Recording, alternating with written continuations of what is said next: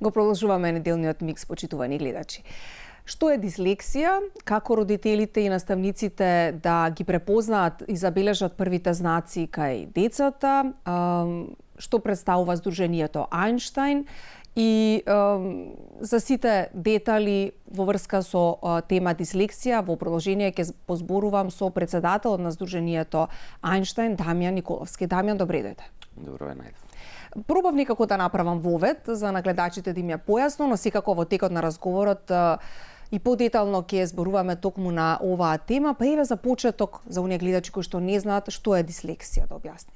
Да, вака, ќе кажам дека дислексијата е најчестата специфична тешкотија во учењето. Или подетално, дислексијата е состојба кај која што мозокот различно го процесира пишаниот и говорниот јазик и создава тешкоти во читање и најмногу во разбирањето на читањето, но и тешкоти во пишувањето. Така. И еве спомнавме за првите знаци. Како да ги забележат првите знаци родителите, наставниците кај децата? Јас сметам дека прва талка се наставниците кои што треба да забележат дислексија, односно тешкотиите со кои што се соочуваат оваа категорија на ученици. Значи, секое дете кое што одстапува, да кажам, во развојот на академските вештини, односно има тешкоти со читањето, има тешкоти со разбирањето на читањето, треба да се смета како прв знак дека можеби детето се соочува со дислексија, подоа да се алармира стручната служба во училиштето и стручната служба да ги извести родителите, да се направи една евалуација и детето да се следи еден подолг временски период за да се види дали покрај поддршката дополнителна која што ќе ја добие ќе се соочува повторно со истите или слични тешкоти. Така, значи секоја, да кажем, на време на детектирање на некоја промена треба да се реагира. Апсолутно. Токму тоа е најважно. Раната интервенција и раното препознавање на дислексијата, затоа што само на тој начин може да се спречат оние последици кои што може да произлезат со ненавремената детекција или со ненавремениот третман кој што му е потребен на детето. Ти си, Дамјан, председател на Сдружението Ајнштајн, долги години си фокусиран токму на оваа тема, имате и многу активности, но еве ајде за почеток, кои се најголемите постигнувања на Ајнштајн досега? Да, Сдружението Ајнштајн постои веќе 12 години и активно работи во областа на дислексијата и специфичните тешкоти во учењето, но како едно од најголемите достигнувања би кажал дека е тоа што навистина успеавме во овој период доста да подигнеме јавната свест за дислексијата и пред се успеавме да обучиме огромен број на наставници кои што имаат знаење како да препознаат дислексијата кај учениците. Секако наставниците не се тие кои што треба да кажеме да дијагностицираат состојбата, меѓутоа може да препознаат и да им пренесат на родителите на што родителите треба да внимаваат и кои чекори следни да ги превземат. Така. Сдружението Ајнштајн го спомнавме, тој е всушност едукативно-терапевски центар. Што представува тој? Да, значи после 12 години од функционирањето на Сдружението како здружение кое што се занимава со проекти, со едукација, од оваа година започнуваме со создавање на едукативно-терапевскиот центар, кој што ќе биде прв специјализиран центар за дислексија и специфични тешкоти во учењето, кој што ќе им нуди поддршка на сите оние дечиња кои што се соочуваат со дислексија и некои од останатите специфични тешкоти во учењето. Така, имате многу голем број на проекти, па кој дале голем импакт и резултати? Да, генерално во изминатите 5 години сме фокусирани на проекти преку кои што се развиваат различни дигитални алатки за едукација на наставници, едукација на родители. Моментално се реализира проектот DIS Academy, кој што представува првата онлайн академија за специфичните тешкоти во учењето. Тоа е платформа која што се состои од 80 видео курсеви наменети и за наставници, и за родители, стручни служби, но и за сите оние кои што се заинтересирани за сите специфични тешкоти во учењето, што мислам дека навистина ќе биде значаен исчекор секој оној кој што ќе е заинтересиран да може да добие бесплатна едукација во оваа област. Така, ги спомнавме училиштата, па каква е соработката со институциите, со училиштата? Јас морам да кажам дека ние имаме одлична соработка особено со училиштата, така беше од самиот почеток, но како што споменав и пред малку, последниве 5 години бев повеќе фокусиран на меѓународни проекти, на развој на некои дигитални алатки, немав толку контакт со училиштата, но сега поради создавањето на едукативниот центар повеќе сум на терен во училиштата. И морам да кажам дека сум пријатно изненаден во однос на тоа колку се повеќе деца со дислексија се препознаени од страна на училиштата, но еден разочарувачки факт е тоа што за жал овие деца се уште остануваат невидливи во системот и незабележани од страна на институциите, автоматски не може да добијат поддршката која што им е потребна. Што е навистина поразително. Да, токму затоа и го напоменав моментот, затоа што имаме категорија на ученици која што навистина голема бројка, затоа што се проценува дека некаде 10 до 15% од учениците се соочуваат со дислексија.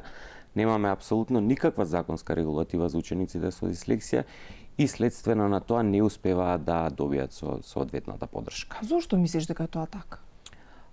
Затоа што некако во овие 12 години самата наша држава и нашиот систем не успеа да обезбеди барем нека основна стратегија како да се подобрат условите за лицата со дислексија, иако во нашава држава се уште е генерално нова тема за која што не се зборувало многу, меѓутоа мислам дека во овие 12 години успеавме да зборуваме за дислексија и да се дознае многу повеќе и е очекувано дека државата треба повеќе да се ангажира. Меѓутоа се уште стоиме слабо на тоа поле. Се надевам дека во иднина ќе имаме исчекори и во оваа област. А според тебе кои се најголемите системски бариери? Зборуваме за потешкоти, но што на што првично треба да се поправи? Првично е тоа што конкретно при моите теренски посети во училиштата сите тоа ми кажуваат. Значи, проблемот е малку поширок, не е само системски, него имаме проблеми со делот родителите. Се случува многу често, што е сосема природно, родителот да не сака да прифати дека неговото дете има некаква тешкотија. И тука има конфликт помеѓу училиштето и родителите. Би сакал да апелирам и до самите родители. Кога ќе им се укаже дека детето се соочува со некаков проблем, тоа да го прифатат и да го најдат решението, да го побараат решението за проблемот, затоа што со самото прифаќање на состојбата, мислам дека можеби 50% од проблемите кои што произлегуваат од дислексијата ќе бидат решени. Така, значи и во односот со училиштата треба да се промена доста работи. Апсолутно, значи многу е важно соработката помеѓу училиштата, родителите и стручните служби во самото училиште, се со цел за детето да добие соодветната поддршка, нели да се изгради како емоционална здрава личност. Апсолутно е така. Исто така си и освен председател и си проектен координатор на ЕУ финансирани проекти. This Academy, Skill Compass, ги спомнавме на почетокот. И како всушност влијаат овие проекти врз резултатот на работата на едукативниот центар? Ќе го споменам тука This Academy проектот, кој што, како што напоменав, е првата онлайн академија за специфичните тешкоти во учењето. Ние наскоро ќе започнеме со склучување на меморандуми за соработка со поголем дел од општините во нашата држава, за преку општините да им се обезбеди бесплатна едукација на што поголем број на наставници, затоа што мислам дека кога наставниците би биле доволно едуцирани за оваа проблематика, ќе може да им понудат соодветна поддршка на децата, иако законски не се, како да кажам, немаат морална обврска да го направат тоа. Меѓутоа, јас верувам во потенцијалот на нашите наставници и од искуството до сега можам да заклучам дека доколку наставниците го имаат потребното знаење, во најголем дел од случаите ја нудат поддршката на децата која што им е потребна. Многу е важно тоа, нели? Многу е важно самите деца да знаат дека се заштитени, што се вели, дека имаат... Затоа и кажувам, значи поддршката од наставниците, од стручните служби во училиштата, меѓутоа и најважно од родителите, е од круцијално значење за развојот на децата. Со какви, да кажам, предизвици, но и ете си имали позитивни резултати, верувам, сите овие 12 години, многу си посветен, многу си ангажиран. Какви искуства би можел да издвоиш од овој изминат период? Генерално искуствата се многу позитивни. Би почнал од почетокот на формирањето на здруженијето, формирано е од страна на родители на деца кои што се соочувале со дислексија, во период кога во нашата држава никој ништо не знал и не зборувал за оваа тема.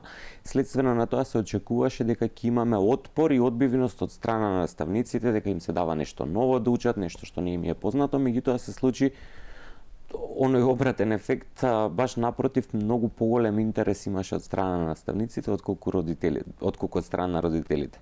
Како што и кажав, денеска повеќе се соочуваме со проблем во однос на прифаќањето од страна на родителот, отколку од прифаќањето од страна на наставниците, иако имаме и проблеми со училиштата, да кажеме, наставници кои што едноставно не сакаат да прифатат состојбата и не сакаат да му дадат поддршката на детето. Меѓутоа, мора да се најде некој баланс и да се создаде таа соработка помеѓу училиштата, помеѓу родителите и стручните служби. Апсолутно. Кои се следните активности на Ајнштајн за иднињата? Во периодов најмногу сме фокусирани на креирањето на едукативниот центар, кој што се надеваме дека ќе се отвори во текот на јануари следната година, кој што ќе понуди онаа поддршка на сите деца на кои што им е потребна. Тука би го напоменал и проектот Skill Compass, кој што е малку поразлично од сето она што го правевме до сега, односно проект кој што ги таргетира кариерните советници во училиштата, како да обезбедат инклузивни услови, како да креират инклузивни интервјуа и да им помогнат на учениците со дислексија и специфични тешкоти во учењето при барањето на работа. Одлично, навистина корисно. Го спомнавме центарот, што се ќе вклучува тој? Центарот ќе нуди најразличен тип на услуги, од проценки на специфичните тешкоти во учењето, различни програми за поддршка на дислексијата, дискалкулија, дисграфија, диспраксија и АДХД, меѓутоа и центарот ќе вклучува и психосоцијална поддршка како за децата, така за родителите и продолжува онаа едукација за наставниот кадар. Така. Ги спомнавме активностите и програмите, имате навистина многу едукативни програми, но исто така и обуки. Па колку преку тие обуки се повеќе се дознава и за дислексијата? Ние со обуките започнавме од самиот почеток на здруженијето и досега мислам дека сме имале веројатно над 6000 учесници на тие обуки, јавни настани кои што сме ги правеле. Мислам дека тоа е клучот за сето она што е постигнато во однос на дислексијата денеска, затоа што од тоа што сме го дале од наша страна како експертиза, навистина многу наставници и многу родители се обучиле како да ги препознаат и како да им понудат соодветна поддршка на децата. Така, и се надам дека и преку овој разговор исто ќе пренесеме и таква порака за препознавање, поддршка и современи пристапи во образованието. Тоа нели всушност емисијата на Ајнштајн, а и твоја исто така. Дамјан, може да прокоментираме некои од овие фотографии пред да го завршиме разговорот? Да, токму така. Ова се дел од фотографиите од обуките кои што сме ги одржувале. Ова е еден многу интересен проект со млади луѓе од цела Европа кои што беа вклучени во креирање на кампањи за подигнување на јавната свест за дислексијата. Ова се дел од оние кампањи кои што постојано одат на нашите социјални мрежи. Така, ете и сите гледачи кои што сакат повеќе да се информираат, можат на социјалните мрежи секако да те најдат и тебе и преку Здруженијето Ајнштајн повеќе да се информираат. Многу ти благодарам за гостувањето. Ти благодарам и на тебе. Почитувани гледачи, Дамјан Николовски, председател на Здруженијето Ајнштајн, Здруженијето за дислексија Ајнштајн, беше денеска дел од неделниот микс. Секогаш зборуваме за важни теми, за теми кои што треба да се зборува гласно и едни со други да си помагаме и да дадеме поддршка. Така беше и денеска со овој разговор, а јас ви благодарам што бевте заедно со нас изминатите минути и секако ќе ви посакам убав остаток од викендот. Довидување.